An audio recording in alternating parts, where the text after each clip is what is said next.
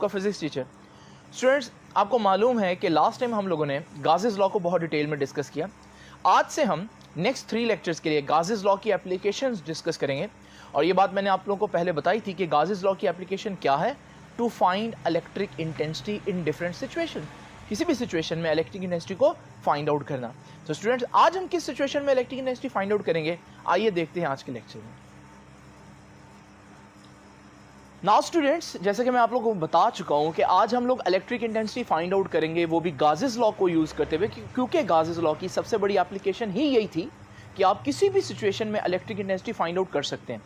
लेकिन स्टूडेंट्स ज़रा तवज्जो कीजिएगा, आज वो कौन सी सिचुएशन है जिसमें हमने इलेक्ट्रिक इंटेंसिटी फाइंड आउट करनी है। बड़ी एक ज़बरदस्त सी सिचुएशन जो मैंने आप लोगों के सामने लिखी है, यही हमारा आज का आर्टिकल है। ये आर्टिकल शॉर्ट क्वेश्चन में पूछा जाता है, खैर ये इस पर डिटेल हम एंड पर करेंगे। अभी ज़रा देखिए सिचुएशन क्या है। Intensity of field, intensity of field का मतलब क्या है? इंटेंसिटी ऑफ फील्ड का मतलब है इलेक्ट्रिक इंटेंसिटी, यानी ई मालूम करना है। लेकिन कहाँ मालूम करना है, जरा तवज्जो कीजिएगा। Inside a hollow charged sphere, कि हमारे पास एक चार्ज स्फीयर है, एक स्फीयर है, उसके बाहर यूनिफॉर्मली चार्ज डिस्ट्रीब्यूट है, तो उसके अंदर इलेक्ट्रिक इंटेंसिटी कितनी होगी। तो देखिए जी, आज का हमारा काम दोबारा से बता देता हूँ कि बेसिकली अगर हम इसको 3D में देखें तो ये हमारे पास एक स्फीयर है। आपको मालूम है कि स्फीयर एक 3D शेप है, वो कुछ इस तरह से दिखती है। नाउ स्टूडेंट्स, अगर आप इमेजिन करें इस स्फीयर के ऊपर मैं ड्यू टू सम प्रोसेस, वो मैं आगे डिस्कस करूँगा, पूरी सरफेस के ऊपर पॉजिटिव चार्ज यूनिफॉर्मली डिस्ट्रीब्यूट कर देता हूँ। यूनिफॉर्मली का मतलब क्या है कि डेंसिटी चार्ज की हर जगह कांस्टेंट रहेगी। ये नहीं कि कहीं चार्ज ज़्यादा करीब हो, कहीं चार्ज ज़्यादा दूर हो, बल्कि हर जगह चार्ज की जो क्वांटिटी है वो सेम रहेगी। तो याद रखिएगा, ये जो हमारे पास सिनेरियो है कि एक हमारे पास स्फीयर है जिसके बाहर पूरी सरफेस पर पॉजिटिव चार्ज जो है वो मौजूद है, और मुझे मालूम क्या करना है, मुझे इस स्फीयर के अंदर इलेक्ट्रिक इंटेंसिटी मालूम करनी है। अब ये कैसे फाइंड आउट करूंगा? डेफिनेटली आपको मालूम है कि गाज़िस लॉ को ही यूज करेंगे आज भी हम। तो याद रखिएगा, सबसे पहले तो मैं ये बात बता दूं कि हम सपोज करते हैं, लेट अस सपोज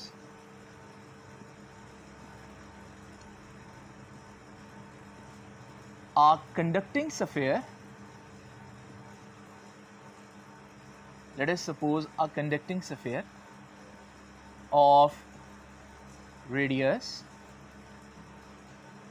r। ये स्फीयर है और ये उसका रेडियस है कैपिटल R, ठीक है जी। और क्या है जी, इसके गिर्द चार्जेस यूनिफॉर्मली डिस्ट्रीब्यूटेड, ठीक है। तो let us suppose a conducting sphere of radius R on which positive charges are uniformly distributed। ये बहुत इंपॉर्टेंट बात है, यूनिफॉर्मली डिस्ट्रीब्यूशन होगी फिर ये काम होगा।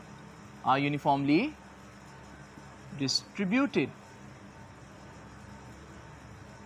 अच्छा, ये पॉजिटिव चार्ज मैंने इस वजह से लिया क्योंकि बुक ने लिए, इनकी जगह नेगेटिव चार्ज हो तब भी चलेगा, कोई फर्क नहीं पड़ेगा, लेकिन हम बुक को फॉलो करते हुए पॉजिटिव चार्ज लेंगे। अब आपने देख लिया कि ये बात तो मैंने लिख दी कि हमारे पास सिचुएशन क्या है। आप सोचेंगे ये अंदर वाली सरफेस क्या है, ये तो स्फीयर समझ में आ गया जो मैंने अभी आपको दिखाया, ये क्या है, लेकिन इसको मैं अभी डिस्कस करूंगा। अभी आप लोगों को मालूम है what I want to do, I want to calculate electric field intensity, E find out करना है। तो वी विश टू कंप्यूट का मतलब to find electric field intensity. कहां फाइंड आउट करनी है इलेक्ट्रिक इंटेंसिटी? उसी स्फीयर के अंदर electric field intensity inside that hollow sphere. यहां ये जो वर्ड है ना हॉलो, इसको भी मैं आपको बताता चलूं। देखिए, हॉलो और सॉलिड स्फीयर ये दो टर्म्स हैं। स्फीयर तो दोनों चीजें होती हैं, लेकिन सॉलिड स्फीयर क्या होता है? जैसे जमीन है, क्योंकि अगर आप जमीन के अंदर देखें तो क्या वो सारी चीज खाली है? नहीं।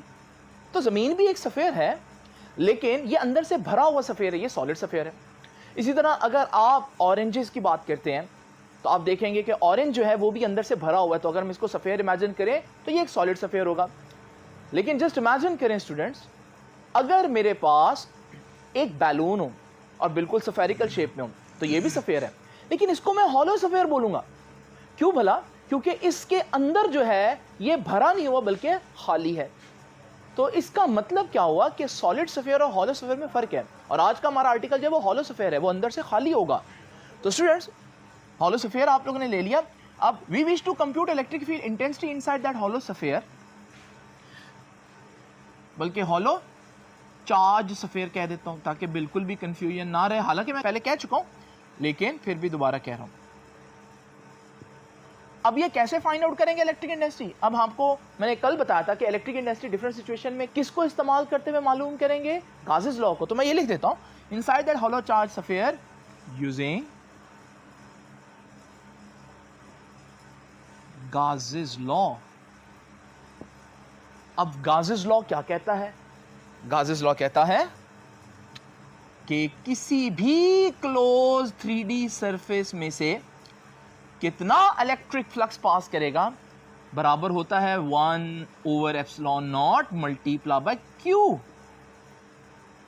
अब आप ये Q के बारे में जरा तवज्जो से मेरी बात सुन लें। Q क्या है? बच्चे फौरन कहेंगे सर चार्ज है। नहीं नहीं नहीं, Q चार्ज नहीं है। Q है चार्ज इनक्लोज्ड। ये वो चार्ज है जो उसके अंदर बंद है, उसके अंदर मौजूद है। जो भी सरफेस को हम डिस्कस कर रहे हैं, जिसको मैंने गाजियन सरफेस का नाम दिया था, उसके अंदर कितना चार्ज होगा वो हमारे पास Q होगा। अब आप सोचेंगे सर बाहर वाला चार्ज क्यों नहीं इंपॉर्टेंट? वो भी तो कुछ ना कुछ फ्लक्स में कंट्रीब्यूट कर रहा होगा। ऐसा लगता है जैसे वो फ्लक्स में कंट्रीब्यूट कर रहा है, लेकिन अगर आप गौर से देखें तो उसका कोई कंट्रीब्यूशन नहीं है उस फ्लक्स में से। मिसाल के तौर पर जरा स्टूडेंट्स तवज्जो कीजिए, मेरे पास ये एक सफेयर है और इस सफेयर के बाहर एक चार्ज पड़ा हुआ है। इस चार्ज की एक इलेक्ट्रिक फील्ड लाइन मैं आपको दिखाता हूं जो इस सफेयर में से इस तरह से पास कर जाती है। अगर आप इस पॉइंट को देखें तो आपको पता चल रहा है कि फील्ड लाइन इस सरफेस के अंदर एंटर हो रही है। इसे कहते हैं कि ये फ्लक्स नेगेटिव है, क्योंकि एक फील्ड लाइन है, मैं कह सकता हूं ये फ्लक्स -1 है।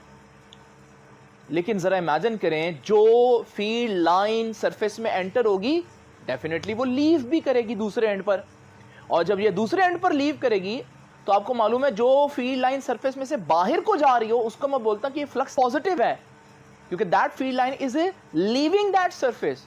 इस सूरत में इस फ्लक्स को मैं क्या समझूंगा कि ये पॉजिटिव फ्लक्स है और +1 कह देता हूं। अब बताएं इस पॉजिटिव चार्ज की वजह से टोटल कितनी फील्ड लाइंस जो है वो पास कर रही हैं? तो आप देखेंगे एक्चुअली में टोटल 0 है, क्योंकि एक फील्ड लाइन एंटर हो रही है और वही फील्ड लाइन जो है वो एग्जिट भी हो रही है। तो -1 + 1 आंसर तो 0 आया। इसका मतलब बाहर पड़ा हुआ चार्ज, उसके अंदर जो फ्लक्स है उसमें कोई कंट्रीब्यूशन नहीं कर रहा, क्योंकि जो फील्ड लाइन उसकी एंटर होगी वो लीव भी करनी है। लेकिन जो अंदर चार्ज होगा उसकी अगर आप एक फील्ड लाइन को देखते हैं तो वो सिर्फ या तो लीव करेगा अगर पॉजिटिव चार्ज है, और अगर नेगेटिव चार्ज है तो सिर्फ एंटर होगा, यानी कि ये फ्लक्स में वाकई में कंट्रीब्यूशन करेगी। तो बाहर पड़ा पॉजिटिव चार्ज जो है उसकी वजह से फ्लक्स डिस्टर्ब नहीं होता। तो याद रखिएगा, why this Q is in charge enclosed? Because when you are computing flux in a closed surface, which charges are important? The charges which are present inside the surface, not outside the surface. Students याद रखिएगा ये जो हमारे पास चीज है। अब मैंने आप लोगों को बताया था गासेस लॉ सिर्फ कहाँ एप्लीकेबल है? 3D शेप्स के ऊपर। और आपको मालूम है वो 3D शेप हमें इमेजिन करनी पड़ती है। कौन सी 3D शेप? 3D शेप तो कई किस्म की होती हैं। क्यूब भी एक 3D शेप है, सफेयर भी एक 3D शेप है, सिलेंडर भी एक 3D शेप है। मैं कौन से इमेजिन करूंगा? देखिए मेरा काम क्या है? मेरा काम है अपना मतलब निकालना। मेरा मतलब क्या है? Electric intensity. तो मैं इलेक्ट्रिक इंटेंसिटी निकालने के लिए जो भी 3D शेप मेरे काम की है मुझे उससे ही गर्ज होगी। तो मैं क्या करूंगा? मैं यहां पर एक सफेयर इमेजिन करूंगा एज ए गाजियन सरफेस। तो याद रखिएगा, क्योंकि आपको मालूम है कि एक और सरफेस होनी चाहिए गाजियन सरफेस जिस पर गासेस लॉ अप्लाई करना है, तो वो मैं आपको इमेजिन कर देता हूं। देखिए ये हमारा वो ओरिजिनल सफेयर है जिसके ऊपर पॉजिटिव चार्ज है वो पड़ा हुआ है। अब आपको मालूम है गासेस लॉ लगाने के लिए तो कोई एक इमेजिनरी 3D शेप होनी चाहिए। तो मैं इसी के अंदर एक और सफेयर इमेजिन कर लेता हूं, और वो क्योंकि उसके अंदर इमेजिन किया तो डेफिनेटली उसका रेडियस तो कम नहीं होगा। ये जो अंदर वाला सफेयर है ये एक्चुअली में एग्जिस्ट नहीं कर रहा, ये मेरी गाजियन सरफेस है। ये सिर्फ मैंने इमेजिन की अपनी कैलकुलेशंस पूरी करने के लिए। नाउ स्टूडेंट जरा तवज्जो कीजिएगा, इस सूरत में हमारे पास let us assume a Gaussian sphere, Gaussian sphere such that, लेकिन ऐसा इमेजिन करें कि आर डैश यानी उस गाजियन सरफेस का रेडियस कम हो असल वाली जो सरफेस है उसके रेडियस से, जो कंडक्टिंग सफेयर है। तो याद रखिएगा ये फिजिकल कोई चीज होगी, कोई फिजिकल चीज हो, कोई मेटल का सफेयर हो सकता है, ये फिजिकल नहीं है, ये सिर्फ मैं इमेजिन कर रहा हूं, तो ये उससे छोटी होनी चाहिए, ये बात कह रही है, ठीक है। तो such that R dash is less than R.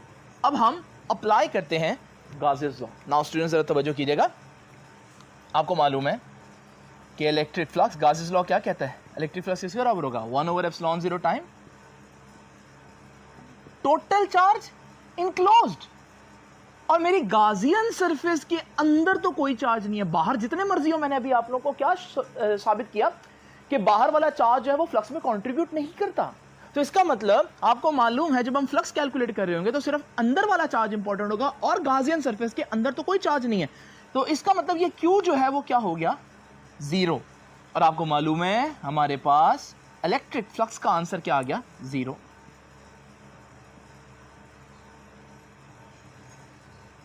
अब स्टूडेंट्स जरा तवज्जो कीजिए, इलेक्ट्रिक फ्लक्स तो 0 आ गया, लेकिन हम लोगों ने यह भी पढ़ा कि इलेक्ट्रिक फ्लक्स किसके बराबर होता है, इलेक्ट्रिक फ्लक्स बराबर होता है E डॉट ए। तो अगर इलेक्ट्रिक फ्लक्स 0 आ रहा है तो इसका मतलब E और A का प्रोडक्ट 0 आ रहा है। अब आपको मालूम है A क्या है, एरिया। भाई अगर कोई चीज एग्जिस्ट करती है तो उसका एरिया तो एग्जिस्ट करेगा। आपको मालूम है दो चीजें मल्टीप्लाई हो और आंसर 0 है, इसका मतलब इनमें से कोई एक तो 0 है। लेकिन एरिया एक ऐसी चीज है जो किसी चीज की 0 नहीं हो सकती। अगर कोई चीज एग्जिस्ट कर रही है उसका एरिया होगा जरूर, चाहे बहुत कम हो लेकिन होगा।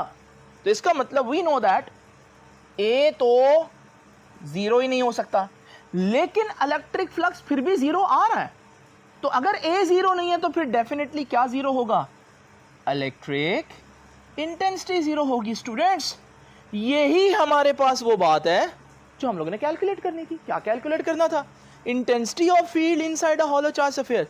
तो क्या intensity of field inside a hollow charge, 0, यानी कि उस चार्ज सफेयर के अंदर कोई इलेक्ट्रिक इंटेंसिटी, इलेक्ट्रिक फील्ड नहीं होगा। ये कोई छोटी बात नहीं है, ये बहुत इंपॉर्टेंट और बहुत फायदे की बात है जो अभी मैं डिस्कस करूंगा। लेकिन मैं आप लोगों के सामने पहले ये कंक्लूजन लिख दूं, यहीं पर लिख देता हूं। तो क्या कंक्लूड किया हम लोगों ने कि इलेक्ट्रिक फील्ड या electric intensity inside a hollow charged sphere, inside a hollow charged sphere is 0। कोई इलेक्ट्रिक फील्ड नहीं होगी उसके अंदर।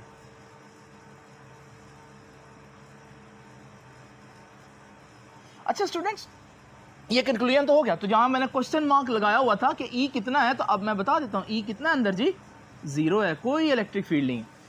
ये वो चीज है जो मैंने आपको मैथमेटिकली समझाई है, लेकिन हर बंदे की ख्वाहिश होती है कि यार ये चीज जो है ना, ये जो रिजल्ट है इसको मैं इमेजिन भी कर सकूं कि ये क्यों इलेक्ट्रिक फील्ड अंदर 0 है। और इसको स्टूडेंट्स अच्छी बात ये है फिजिक्स में कि आप हर चीज को इमेजिन कर सकते हैं। तो जरा इमेजिन करिए कि हमारे पास ये दो पॉजिटिव चार्जेस थे। याद है आप लोगों को, मैंने आप लोग को ये पहले या दूसरे आर्टिकल में पढ़ाया था कि जब दो पॉजिटिव चार्जेस हों तो क्योंकि एक दूसरे को रिपेल करते हैं तो उनके जो इलेक्ट्रिक फील्ड लाइंस होंगी वो एक दूसरे को रिपेल करने की वजह से कुछ इस तरह से बनेंगी। इसमें नोट करने वाली बात क्या है, नोट करने वाली बात जो है वो बिल्कुल दरमियान वाली जगह अगर आप देखें तो आपको पता चलेगा कि वहां पर E जो है वो क्या है, E बिल्कुल 0 है, क्योंकि वो फील्ड फ्री रीजन है, वहां पर कोई इंटेंसिटी नहीं है। इसका आज के आर्टिकल से क्या ताल्लुक है, अभी ताल्लुक बनाएंगे हम। जरा इमेजिन करें दो और चार्जेस, अगर इन चार्जेस की फील्ड देखें तो भी आपको पता चलेगा कि इन चार्जेस की जो फील्ड है वो भी एक दूसरे को रिपेल करेंगी, तो यहाँ दरमियान में इलेक्ट्रिक फील्ड जीरो होगा।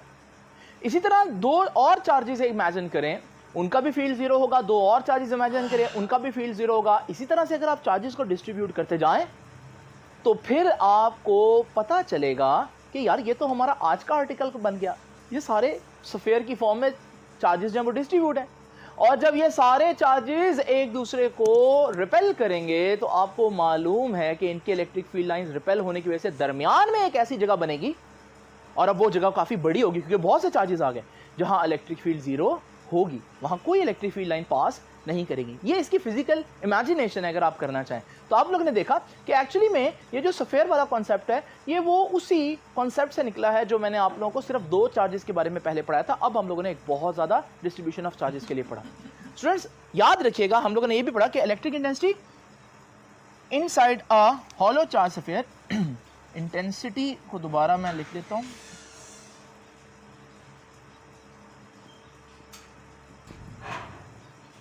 Electric intensity inside a hollow charge sphere is zero. तो क्या समझे हम कि ये जो अंदर वाला रीजन है it is a field free region. ये एक ऐसी जगह है जहां कोई इलेक्ट्रिक फील्ड नहीं होगा, और आप लोगों ने उसकी रीजंस देख ली। नाउ स्टूडेंट्स क्वेश्चन ये उठता है कि रियलिटी में ये कॉन्सेप्ट मुझे कहां मिलेगा। अब मैं आपको बताता चलता हूं, जरा इमेजिन करें। आपको मालूम है मेटल्स के बारे में आप लोगों ने पढ़ा केमिस्ट्री में भी। मेटल्स क्या होती है? मेटल्स वो चीज़ होती है जिनके पास फ्री इलेक्ट्रॉन्स होते हैं। ज़रा इमेजिन करें, अगर मैं मेटल से बना हुआ एक सफ़ेयर लूँ, मेटल से बना हुआ एक सफ़ेयर लूँ, और इस सफ़ेयर की आपको मालूम है सरफेस पर फ्री इलेक्ट्रॉन्स होंगे, लेकिन हर फ्री इलेक्ट्रॉन दूसरे फ्री इलेक्ट्रॉन को रिपेल भी कर रहा होगा। रिपल्शन में चीज़ें क्या चाहती हैं? एक दूसरे से मैक्सिमम दूर रहना चाहती हैं।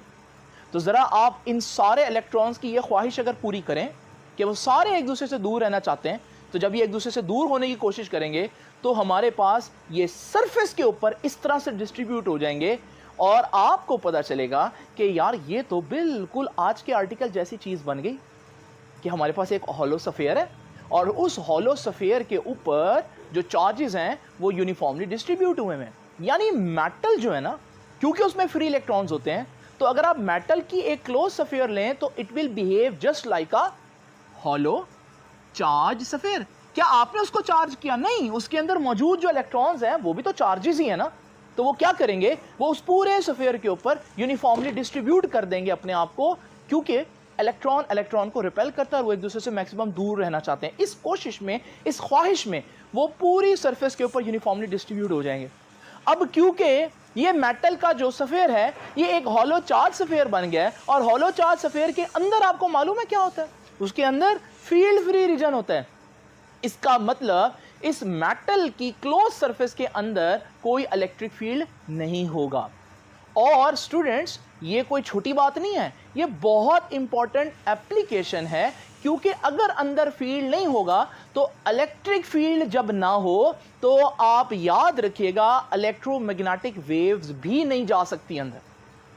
अब इसका फायदा क्या होगा? इसका फायदा ये होगा, मिसाल के तौर पर मेरे पास एक कंप्यूटर है, और आपको मालूम है इस कंप्यूटर के अंदर जो जितने भी ग्राफिक्स हैं वो बाहर की इलेक्ट्रिक फील्ड्स, मैग्नेटिक फील्ड्स की वजह से इंटरफेयर होंगे, और वो फील्ड जो बाहर के हैं, आपके पंखे से निकल रहे हैं और भी डिफरेंट जगहों से निकल रहे हैं, वो इस पिक्चर को ख़राब करेंगे, जिसकी वजह से हमारे पास पिक्चर सही नहीं आएगी। मैं कह रहा हूँ ये क्या हो रहा है? ये इलेक्ट्रिकल इंटरफेरेंस हो रही है। तो फिर हम क्या करेंगे स्टूडेंट्स? हम इस पूरे कंप्यूटर को एक मेटल बॉक्स के अंदर बनाते हैं। भला क्यों? क्योंकि अभी हम लोगों ने क्या पढ़ा कि जब क्लोज मेटल बॉक्स हो तो आपको मालूम है उसके अंदर इलेक्ट्रिक फील्ड जीरो होगा, तो कोई इलेक्ट्रोमैग्नेटिक वेव, कोई सिग्नल उसको डिस्टर्ब नहीं करेंगे। तो हमारे पास ये बिल्कुल सही ग्राफिक्स आपको दिखाएंगे, क्योंकि बाहर जो है जितना भी फील्ड था उसको ब्लॉक कर दिया उस मेटल सरफेस ने। और ये सिर्फ यहाँ नहीं यूज़ होता, बल्कि इवन आपकी जो केबल वायर्स होती हैं, याद रखिएगा उन केबल वायर्स में से जब करंट पास होकर आपके टीवी या कंप्यूटर को मिल रहा होता है, तो अगर बाहर से इलेक्ट्रिकल इंटरफेरेंस है तो वो वहां पर भी उनको इंटरफेयर करके क्या कर सकती है? करंट को कम ज़्यादा करेगी, जिसकी वजह से ग्राफिक्स फिर ख़राब होंगे। तो आप देखेंगे कि अक्सर उन वायर्स में भी एक मेटल जो है वो थ्रू आउट उस केबल वायर में मौजूद होती है। किस लिए मौजूद होती है? ताकि बाहर से आने वाले सारे फील्ड को ब्लॉक कर दे और अंदर इलेक्ट्रिक फील्ड जीरो हो। तो आप लोग देख रहे हैं कि हम बाहर से आने वाला फील्ड शील्ड कर सकते हैं अगर हम मेटल बॉक्स यूज करें, और हम यूज करते भी हैं कंप्यूटर्स में भी, टीवी में भी और डिफरेंट जगहों पर जहां भी हमें जरूरत हो। तो याद रखिएगा ये है अब इसकी application.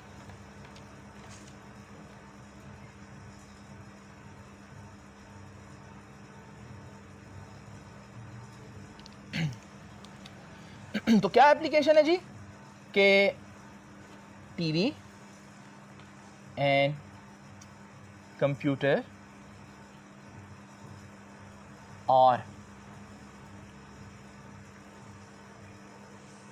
Made in metal boxes. किस लिए? टू शील्ड, ताकि हम रोक सकें किसको? एक्सटर्नल इलेक्ट्रिकल इंटरफेरेंस, बाहर से जो इलेक्ट्रिकल इंटरफेरेंस हो रही है उसको रोक सकें। स्टूडेंट्स, ये जो मैंने आपको एप्लीकेशंस बताई हैं, ये ऐसी एप्लीकेशंस हैं जो आपने सुन तो ली हैं लेकिन इनको आप खुद नहीं कर सकते। लेकिन अब मैं आपको एक ऐसी चीज़ बताऊंगा जो आप घर में भी खुद ट्राई कर सकते हैं। और वो चीज़ ये है कि आप छोटा सा एक एक्सपेरिमेंट करें। अभी वीडियो ख़त्म होते ही साथ आप लोगों ने करना है और देखिएगा ये बिल्कुल काम करेगा। ज़रा इमेजिन करें, आपको मालूम है कि आप सबके किचन में एक एल्युमिनियम फॉइल होती है कुछ इस तरह से, जिसमें डिफरेंट चीज़ों को हम रैप करते हैं। ये जो एल्युमिनियम फॉइल है, क्योंकि एल्युमिनियम से बनी हुई है तो ये भी मेटल है। अब ज़रा इमेजिन करें, आपने दो फ़ोन लेने, आपने एक फ़ोन से दूसरे फ़ोन पर कॉल करेंगे तो डेफिनेटली उस फ़ोन पर कॉल जाएगी और वो रिंग करेगा। अब आपने क्या करना है, वो दूसरे फ़ोन को एल्युमिनियम के जो फॉइल है उसके अंदर रैप कर देना है। जब आप रैप करेंगे, ये आपने क्या किया है, ये आप लोगों ने बेसिकली एक मेटालिक बॉक्स में मोबाइल को डाल दिया और मेटालिक बॉक्स के अंदर इलेक्ट्रिक फील्ड क्या हो जाती है? जीरो हो जाती है। तो अब जब आप इसको कॉल करेंगे, क्योंकि अंदर इलेक्ट्रिक फील्ड ही नहीं है, तो इलेक्ट्रोमैग्नेटिक वेव यानी कि रेडियो सिग्नल जो होगा मोबाइल का, वो तो जा ही नहीं सकता। और आप देखेंगे दोनों मोबाइल साथ साथ पड़े हुए हैं लेकिन रिंग नहीं करेगा। आपने मोबाइल को जैम कर दिया घर में। तो यहां से आप लोग देख सकते हैं कि इवन आप लोग भी एक्सपेरिमेंट ट्राई कर सकते हैं कि इलेक्ट्रिक फील्ड जीरो होता है या नहीं होता। और एक और मुझे बात याद आ रही है, बताता चलूं कि याद रखिएगा माइक्रोवेव अवन जो है, वो माइक्रोवेव अवन भी मेटालिक बॉक्स में ही बनाया जाता है। और अगर आप लोग ये चेक करना चाहते हैं कि जो माइक्रोवेव अवन है वो सही काम कर रहा है या लीक तो नहीं कर रहा, तो उसके लिए एक सिंपल तरीका क्या है कि माइक्रोवेव अवन जो है उसमें आप मोबाइल रखें और मोबाइल रखकर बाहर से कॉल करें। अब क्योंकि मेटालिक बॉक्स है तो आपने वो माइक्रोवेव अवन बंद कर दिया, तो असूलन अंदर कॉल नहीं जानी चाहिए क्योंकि इलेक्ट्रिक फील्ड जीरो हो गया। स्टूडेंट्स, आखिरी बात बता दूं, आप लोगों ने देखा कि ये बहुत एप्लीकेशन इंपॉर्टेंट है, लेकिन ये एप्लीकेशन जितनी भी टीवी बॉक्सेस वाली ये तो अब नहीं है। ये जो कॉन्सेप्ट था, इसको सही तरह से इस्तेमाल किया एक शख्स था जिसका नाम था फैराडे। अब वो फैराडे क्या करता था, वो फैराडे जो है ना एक बड़े से मेटल के केज में यानी कि पिंजरे में चला जाता था और फिर बाहर से बड़ी हाई वोल्टेज आर्क्स जनरेट करते थे और फिर लोग चीखते थे कि वो मर जाएगा, लेकिन वो फिर जिंदा बाहर आ जाता था। उसको अंदर आर्क बिल्कुल टच भी नहीं करती थी और लोग समझते थे ये कैसा जादू है। लेकिन आपको मालूम है साइंस और मैजिक में फ़र्क ही यही है कि मैजिक वो चीज़ है जो समझ में नहीं आती, लेकिन जब वो समझ में आ जाए, उसकी एक्सप्लेनेशन, उसकी रीज़न पता चल जाए, तो फिर वो मैजिक नहीं बल्कि साइंस बन जाता है।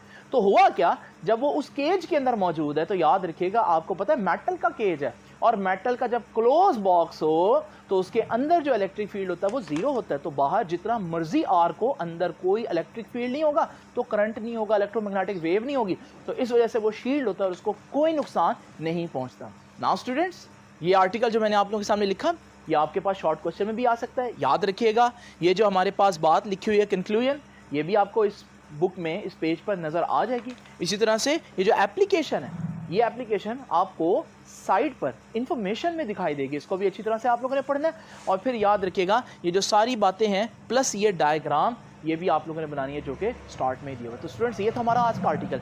आज हम लोगों ने पहली दफ़ा गाजेस लॉ को इस्तेमाल करते हुए किसी भी एक सिचुएशन के अंदर इलेक्ट्रिक फील्ड निकाली। कल हम एक दोबारा से एक नई सिचुएशन आपके सामने लेकर आएंगे और देखेंगे कि इस केस में गाजेस लॉ को यूज़ करते हुए किस तरह से इलेक्ट्रिक फील्ड निकाली जा सकती है। तो आपसे मुलाकात होगी इंशाल्लाह नेक्स्ट लेक्चर में। तब तक के लिए अल्लाह हाफिज़।